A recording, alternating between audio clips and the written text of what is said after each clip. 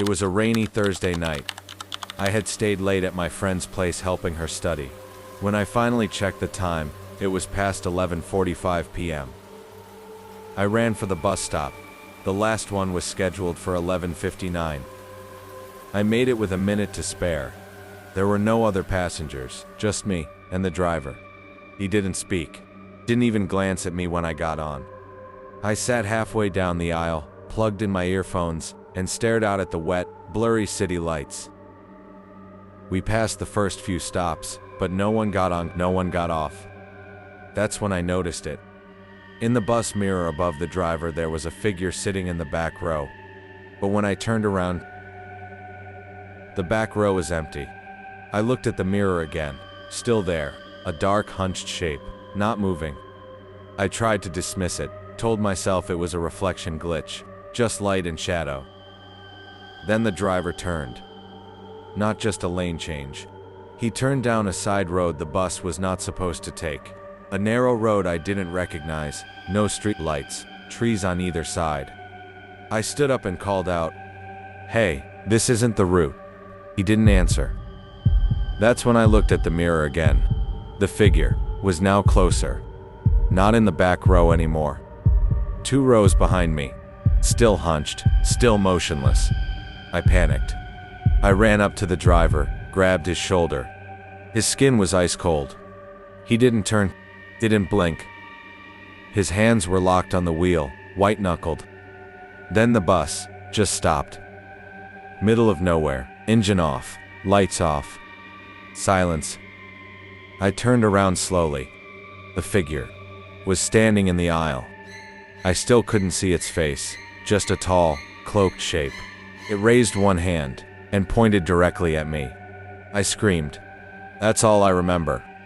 The next thing I knew, I woke up on my bed, sweating, heart racing, clothes damp like I had been outside. My friends say it was just a dream, but it felt too real. I've always hated closing shifts. There's something about walking out of a nearly empty building after midnight that makes your skin crawl, especially when you're the last one out. I work at a small 24-hour diner on the edge of town. Nothing fancy, just strong coffee, fried food, and regulars who never tip. That Friday night was dead, barely any customers. The cook left early, it was just me in the silence. I locked up around 12:10 a.m., tossed my apron in my bag, and stepped out into the parking lot. Cold air hit me first, then the quiet, the kind that makes you feel like you're being watched. I parked in the far corner, under this busted street lamp that flickers like it's trying to stay alive. It's always dim, but I liked it because no one parks there.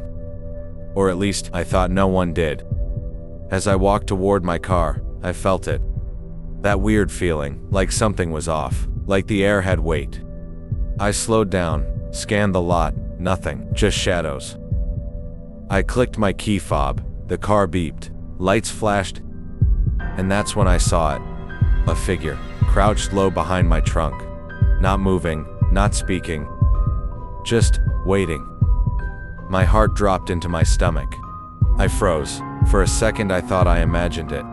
But no, the shape was real. A man, hiding, watching. I couldn't scream. My voice caught in my throat.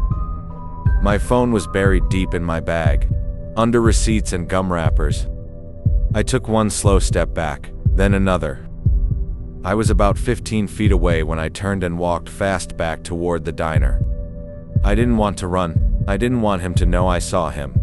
That's when I heard it. Footsteps, heavy, fast, crunching gravel. He was coming after me. I sprinted, slammed my fists on the diner door, praying someone was still inside. By some miracle, Joe, the overnight cook, had come back to grab his phone. He opened the door just as I reached it. I collapsed inside, shaking. Joe grabbed a bat and ran out the back with a flashlight. But the lot was empty. When we checked my car, there were muddy handprints smeared across the trunk and bumper. The police came, took a report. They said it's happened before. People hiding behind cars, waiting for lone women leaving late-night jobs. I don't park out there anymore. I don't work the closing shift if I can help it. And every single night before I unlock my car, I check behind it, every time. It's a true story. And I don't think he was there to rob me. I clocked out of work at 12:03 a.m. The streets were dead silent. I usually like the quiet, but this night felt wrong. No cars, no wind. Just my footsteps echoing through the city, like I was the only soul left alive. I always cut through Greystone Alley. It's grimy, narrow, and sketchy but faster. The flickering streetlight was doing its usual stutter as I stepped in, but something about it felt heavier, like I was walking into a trap. Halfway through the alley, my phone buzzed. Unknown number, don't turn around. I froze. Something shifted in the air behind me. Another buzz, it sees you. I didn't ask questions. I dropped my phone and ran. Fast, faster than I ever have. Something was behind me. I didn't hear it, but I felt it. I didn't dare look back. At the end of the alley, I reached the overpass. That's when I saw it.